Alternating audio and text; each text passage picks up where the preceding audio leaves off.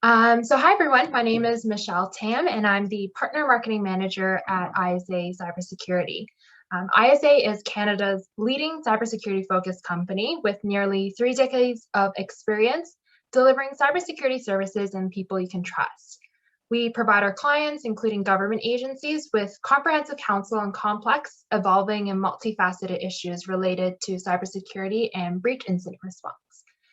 Thank you so much, everyone, for joining us today for our panel discussion titled How City of Lethbridge Strengthened Their Security Posture with Effective Vulnerability Management. As Sunny mentioned, we do encourage you to interact with other guests in the chat function and do submit your questions through there as well, and we'll address them at the end of the session. I now have the pleasure of introducing your peer and our featured speaker, Dave Schultz. Dave is the IT Security Manager for City of Lethbridge in the province of Alberta. He has over 20 years of experience in the IT industry, including multiple roles with the City of Lethbridge starting in 2006. Dave's focus in cybersecurity is to constantly improve the city's security posture while enabling the business to operate with little impact. I also have the pleasure of introducing you to our moderator, Nathan Wenzler, who is the Chief Security Strategist at Tenable, the cyber exposure company.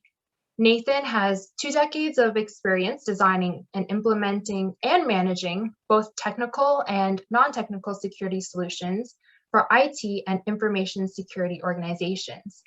He has helped government agencies and Fortune 1000 companies alike build new information security programs from scratch, as well as improve and broaden existing programs.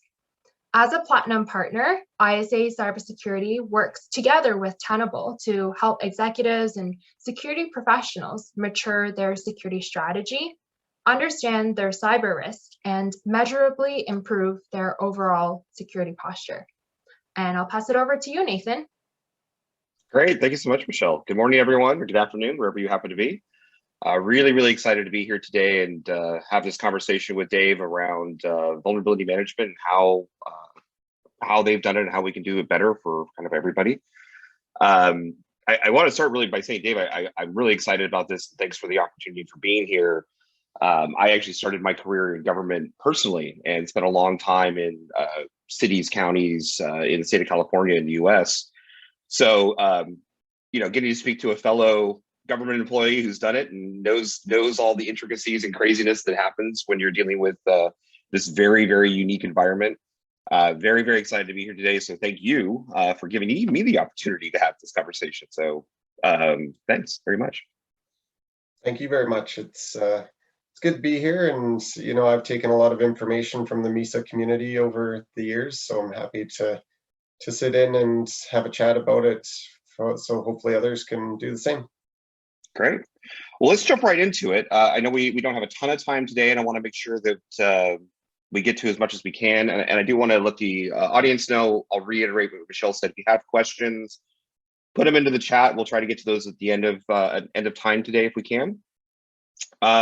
But let's jump in. Let's talk about I think the obvious question we should always start with is the challenges that we deal with on a day-to-day basis. I think everyone here understands that when you're dealing in government and municipalities, especially with some of the smaller government organizations, it's a lot of very unique challenges that we find in the industry.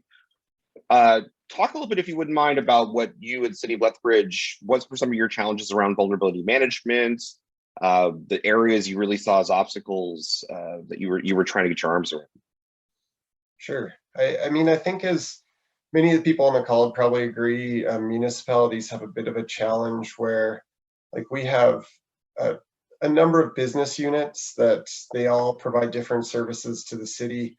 And so they all have what I would describe as like a line of business type application that they need for that. So it really gives us like quite a large server footprint to provide those applications to people. So to try and really manage the vulnerabilities within that such a large environment with not a huge amount of resources, we really felt like we needed to have a tool that would allow us to take like a risk-based type approach and pull out that information and see where we needed to focus our efforts the most there. So that was probably the biggest challenge that we had in kind of getting this program off the ground there. Did you find with those multiple business units, and as my own experience, that there were different sort of regulatory issues with that? I know some municipalities, you've got a health department and maybe a like a district attorney or a sheriff's office, police organization. So you've got very different regulations, very different needs. Were you having similar kinds of challenges with some of those different the different business groups? Yeah, I mean, we had different regulatory challenges and then just different requirements as far as when we could even apply these updates and when we could take a system down, when can the work occur, and that kind of thing is very different between the different business units. So really trying to juggle that was a challenge for us as well. Yeah, got it. Yeah, I mean, it's sometimes, and I see this with a lot of our government customers. I mean, it's a hard problem because you've got everything's different, right? You can't just take a one size fits all approach to your single data center. You've got to be able to have some flexibility in the process, which makes it much more complicated, obviously. Yeah, and even just in the change from a people perspective, right? Going from something that was more of an ad hoc model of we can tell you exactly why we have to do this and we're doing it now, to just so you know, now we're going to take your system down on a regular basis, and it's for a good reason, but not everybody always agrees with that, right? So there's the people part that's the change as well. For sure. I will say 1,000 times over, I mean, communication has to be one of the core parts of your successful VM program. If you're not out there just constantly beating the drum, trying to get people to understand why you're doing it, why the problems are there, what we're trying to solve, not having that buy-in or that understanding can be a deal breaker in a lot of cases for organizations. So change is hard, right? So I guess in light of that, and we talked about the change part of it,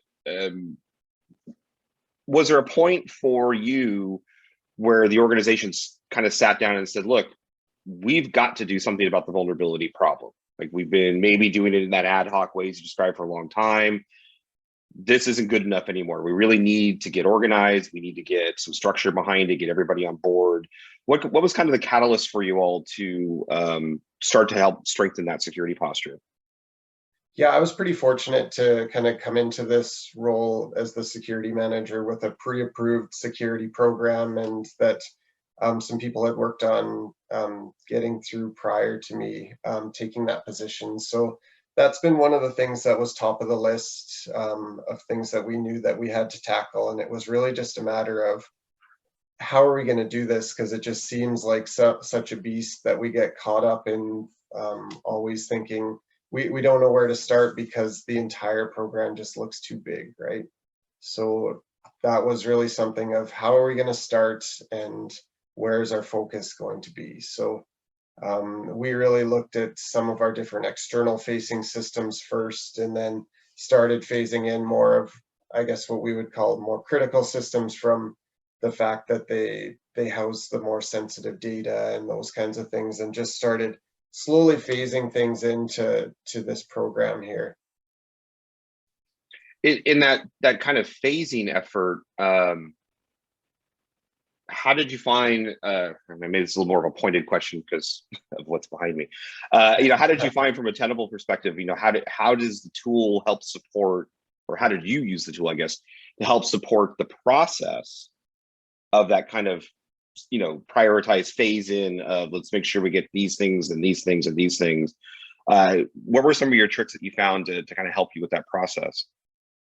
Yeah, I mean, I think it's all about the information that you have there, right? Like, if you were just to go and take a look at applying every patch that's out there to every server that you have, you're probably in for a bit of a nightmare there. So when we were able to run through and scan a bunch of our server environment, find out the information of not only what could be the most critical issues that are out there, but what's like some of the scoring in there takes into account what's actively being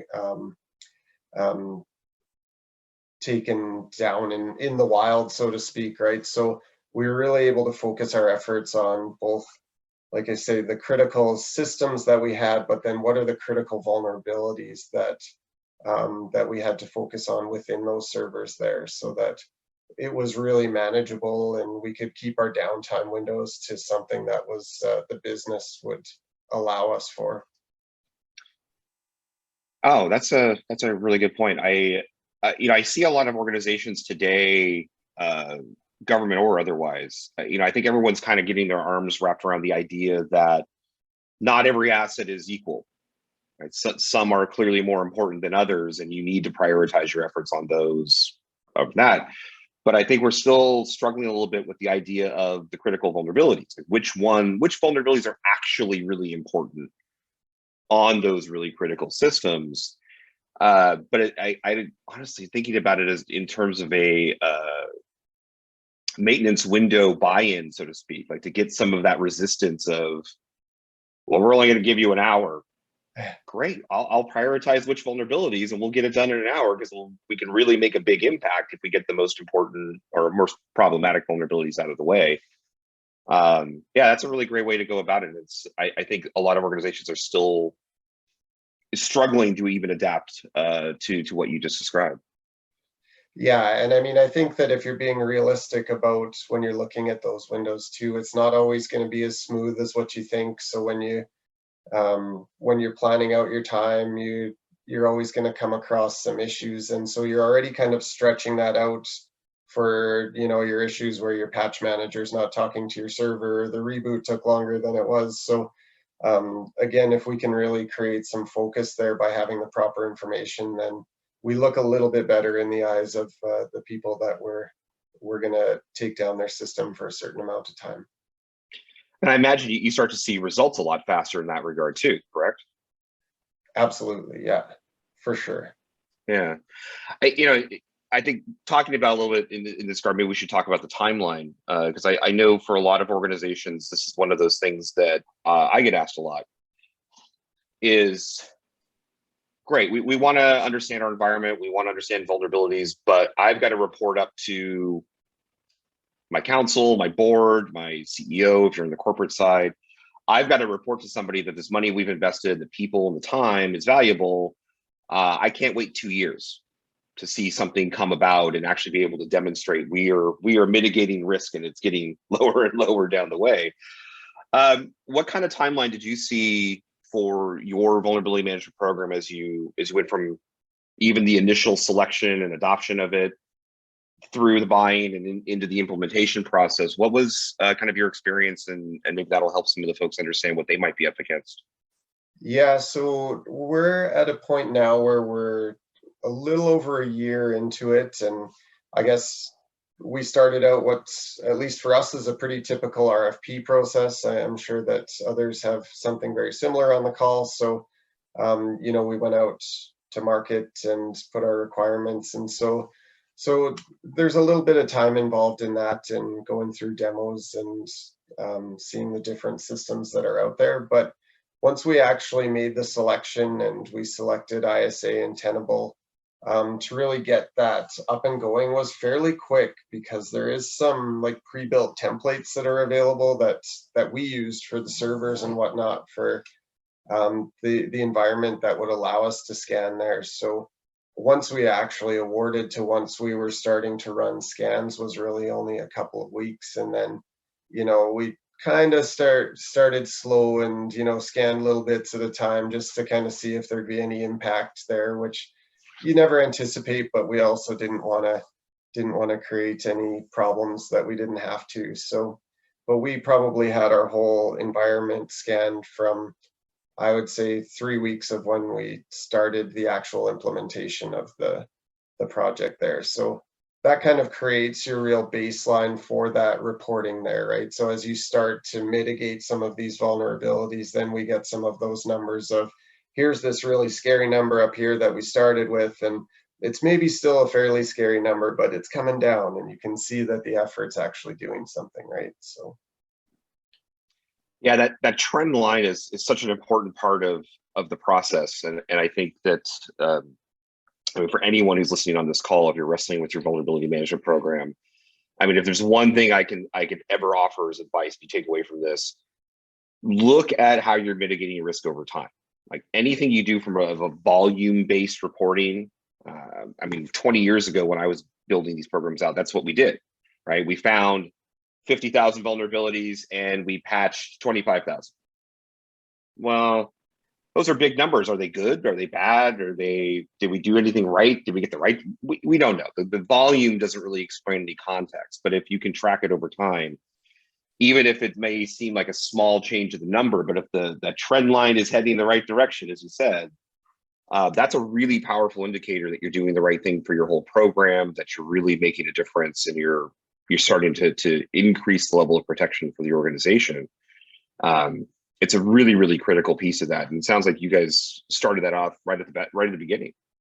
Yeah, and I think the way that you kind of indicated it like this, that it's a pretty gradual trend, is something that you have to kind of be aware of going into it, right? Because each month or whatever your cycle is, as far as when you're scanning and remediating and going through there, the ones that you take care of, well, Microsoft and whoever else comes out with all of the new ones too. So you do have to be fairly realistic that that line's not going to be like a big valley that drops down. But if you're, like you say, making that gradual progress over time, I think that's your goal.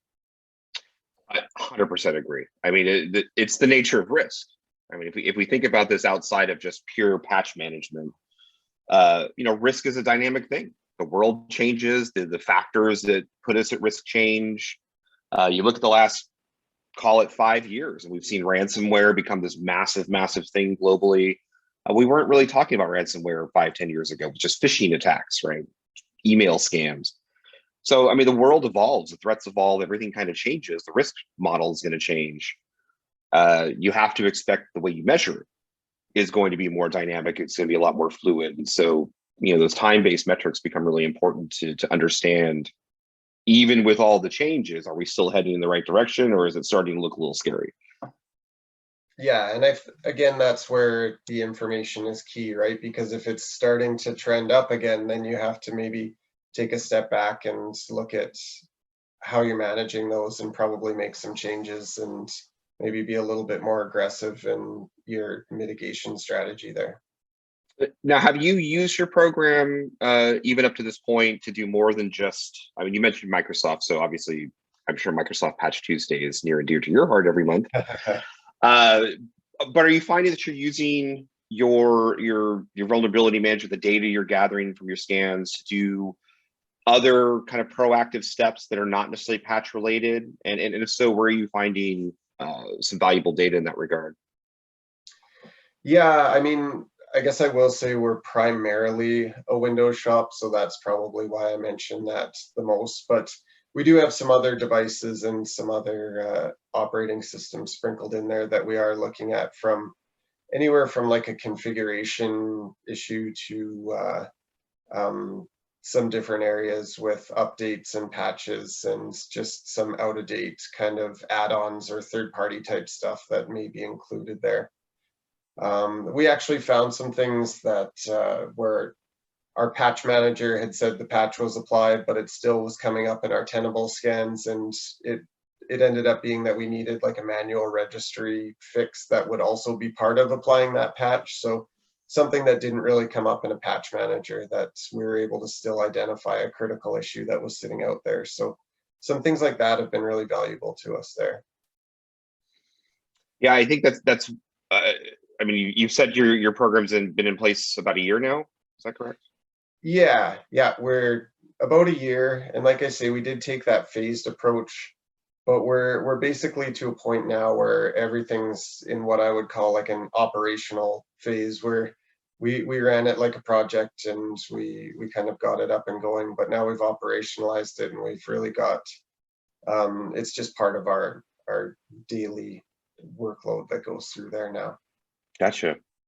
Yeah, I mean, optimally, that's where you want to get. You want to get it to that point where you've got that steady state process rolling, and then you can kind of start to build from that to pull more information, more metadata if you're looking to find, well, as you just said, like the misconfigurations. That's a really common next step we see for folks who start off. They need to know which patches are missing. Great, easy to do. but then you want to find out, well, which patches did I apply, but they're still not fixed because I missed the registry change, or I missed that other setting. And you start to kind of add on that layer of information as you go. It's been a really important part of the maturity process for a lot of organizations to be able to do that. And the fact that you're already moving that direction here, even in the beginning stages in the early part of the year, that's a really, really great step for your team and how you're going about it. Yeah, and it's been good for us because it allows for me in security to pull a bunch of this information and gather it together in a focused way, and then we can get together with our operations team, they're the ones that are actually implementing most of the technical changes and mitigations that are up there, and we can provide them this information, and then it allows them to focus on their part of it, which is actually like implementing those, right? So from a roles and responsibilities kind of way, it's allowed us to really set that out in a nice way. That's great. Let's shift it up just a little bit. Here at Tenable, we really do love our partners. We work extensively with folks all over the country, all over the world, really. You mentioned from the very beginning that through the selection process you chose ISA and Tenable, which obviously we're very grateful. Thank you. But maybe talk a little bit about that, about your selection process. Like, why did you end up kind of with ISA, with Tenable? What was the procurement process like? I mean, you mentioned once you got everything going, it was very quick to get the 3 weeks to start getting scans and results and all that. But maybe talk a little bit about the process for vendor selection, especially for government agencies. Getting through that procurement process can be a bear in a lot of ways. So maybe talk a little bit about your experience with that. Yeah, sure. I mean, we did take quite a bit of time prior to launching the procurement to really get our requirements together. Obviously, it's a pretty big decision that you're making when you go into something like this. So when we got our requirements, we went out, we did have not a huge number of different respondents there. Like I won't bring up any of the competitors, but I think most people kind of know who the bigger players in the market are out there. We actually had 2 different partners respond with Tenable, but we just felt that the package that ISA was proposing and the way that they responded was the superior one, and so that was where we went through and chose there. I mean, Tenable as a product, again, through that the demos and the information that they provided just looked to us like it was a better fit for us. It was providing the information that we needed. The scoring brought in that piece of what's happening in the real world, and really that was what we felt was going to allow us to be successful in our program. So yeah, I mean, we selected what we thought was the best product with the best partner, where we did have multiple options, and we've been really happy. After the selection process, it was very smooth as far as the implementation. There was, again, a pretty good partnership between ISA and Tenable as far as who we were going to work for the different parts, the technical piece, the account type pieces and that. And yeah, it's been really good. We're actually working with ISA on a different project right now. They're doing a tabletop exercise for us for a security incident response planning. So we've obviously been very happy with that partnership, and it's been good for us. Great. We love to hear that, and remind me to give you put in a couple of beers on your tab for that great commentary. So we're getting close to time, and I want to make sure we leave a couple of minutes for any questions if there are any in the audience. So just to remind folks, if you do have a question, please feel free to put it in the chat, and now is about the time. So we want to talk about that. While we wait for any of those last minute entries, what's the next steps for you in the program, Dave? You mentioned the tabletop exercise, but for your VM efforts, at least, what's the plan for the next year to 2 years or so? Where are you looking to take it? We're probably looking more at really standardizing the program around our configuration management versus our vulnerability management. So we have more of an ad hoc process there where we're doing things and reviewing them on occasion, but we really want to formalize that plan and then go through and scan that environment, pull in the information, verify what we're doing, and be able to pull out some information and reports. And I guess on that note, more in the vulnerabilities, it's really kind of improving what we're providing from a metric standpoint.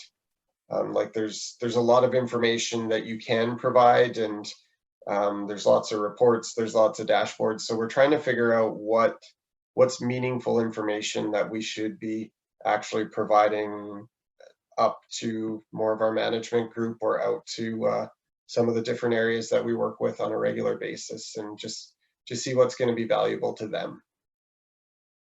Okay, oh, that makes sense. I actually have a question myself, and I'm going to jump ahead of folks for a minute. When you talk about the metrics, we've talked a little bit about the scoring. You've mentioned a few times the real world threat context that we put into our scoring. For those of you who may not be familiar with, Tenable calls it a VPR, it's a vulnerability priority rating. It's like a CVSS score for vulnerabilities, but it's has a lot of threat intelligence metadata built into it. So it's more dynamic. The number changes based on threats in the world. So I guess, Dave, I have a two-part question. Are you using that in your metrics with your various teams, whether up or down the chain? And if so, how did your organization kind of react to this notion that, you know, the way we're looking at risk on these vulnerabilities is going to change? That means sometimes the metrics change a little bit because of risk factors. I'm curious to see how that went for you. Yeah, I mean, we're definitely using that for our metrics and how we're dividing things up. I think it just really made sense for us that if that's the score that we're using as far as what we're focusing on to apply those mitigations, that's what we should also be reporting out on there and sending those metrics.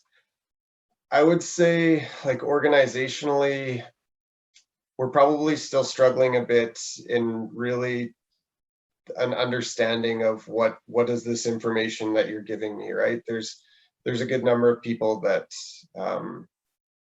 probably they either don't get it or it's just something that they'd rather just say, IT, you guys go take care of this and just, you know, make sure nothing bad happens. But we are trying to work on that because it is something that we'd want some feedback and trying to make sure that there's an understanding of what those all mean and what we're doing and what we're spending a bunch of time on is valuable to the organization. Yeah, that's a great place to focus, and I would tell you, not uncommon. I mean, I think a lot of organizations struggle with that. You know, how do we make it make sense to both the technical and the non-technical audiences at the same time? And that can be a huge challenge. There's certainly a lot of ways to do it, but depending on the willingness, as you said, for people who they want to try to understand it, even at a very simple level, it can be a really big challenge. So definitely would encourage you to keep at that, because that's an important sort of breakthrough that I find that once, especially upper management folks, once they start to understand that, like, oh, we're mitigating risk, we're doing these really good things, we can actually kind of wrap our heads around all the work that they're doing. Suddenly budget gets freed up a little bit more, approvals start to happen a little bit faster. You know, you need new team members, you start to get a little more willingness to talk about that because they can wrap their heads conceptually around the benefit that starts to come from that. So it's really great that you're tackling that and trying to head that way. Okay, let's see if there's some other questions here. Keith Hellman. Keith, thanks for reaching out about this. Dave, so Keith is asking, what did the budgeting process look like from seeing each vendor, especially when they have their own licensing scheme, different licensing schemes? What did that budget process look like for you in that way? And then how did you make sure you had proper budget, both for the one-time cost and the renewable costs for maintenance and whatnot going forward?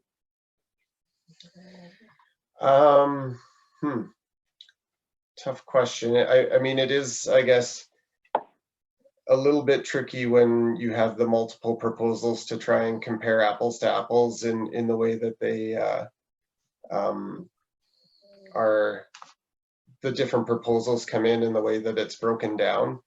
If I'm thinking back, what I think we tried to look at was, if we look at it over not so much of just looking at the one-time cost, but what would it cost us over 3 years, or what would it cost us over 5 years, and try and look at it there, because then I think it factors in both any of those one-time costs plus the ongoing, which, especially if you're evaluating something that's like a cloud proposal versus like something more on-prem, becomes a little bit trickier there. So we probably, I think the best I can say is that we tried to stretch out the amount of years that we were looking at the costs and to try and see how those worked out over time. Great. We've got another question here from Jan, asking, from this exercise of this implementation effort, was there some sort of patch management committee that came about or was created in the process?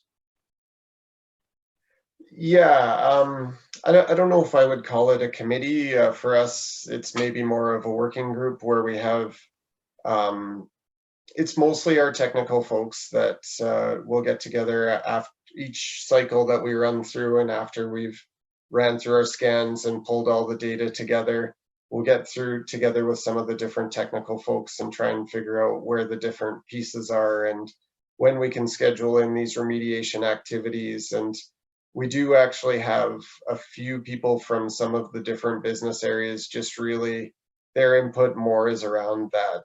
When is our window that we absolutely can't take systems down in? So we are doing all of the work on off hours, but we still have a certain number of systems that, depending on, let's say we have a council meeting, or, you know, it's the day before payroll, excuse me, or something like that, that we have some kind of blackout windows where we wouldn't be able to schedule in some of that downtime there. Yeah, great. Yeah, that's an important part. Whatever you call it, change advisory board or a committee or work group, whatnot, mapping out the scan schedules and the patch schedules and all of that. That's important for everybody. But as we talked about at the beginning of this, when you're dealing with municipalities and you've got all of these different organizations that have drastically different missions, that just becomes a much more complicated exercise. So really important that you're doing that. Okay, well, it looks like we are pretty much at time, and I want to make sure we're respectful of everybody's day here. So, Dave, thank you very, very much for your time, and really loved chatting with you. Thanks very much. Appreciated being here. Thank you. I'm going to turn it back over to Michelle, and thank you everyone for attending, and we really appreciate your time as well. Michelle? Thank you, Nathan, and thank you, Dave. It was really insightful conversation. So thank you everyone for joining us today. We just wanted to close up with a survey. So I had put in the link into the chat if you want to fill that out to provide us feedback on if this event was educational and it was good content, so that we can kind of build similar types of content for you in the future. If you complete about this 2-minute survey, it's really short and quick, by the June 16th, you will receive a $10 gift card to Starbucks as a token of our appreciation. And if you have any questions following this webinar, you can feel free to reach out to info@isacybersecurity.com, or reach out to us via the phone number there. We will be sending a follow-up email with the webinar on demand, as well as a customer success story for you to see a little bit more in depth about how we have helped government agencies like City of Lethbridge to achieve their vulnerability management security goals. So that's it. Sunny, I'll pass it over to you. Thank you, Michelle. I'd like to thank ISA, Tenable, Dave, and Nathan for a great talk. We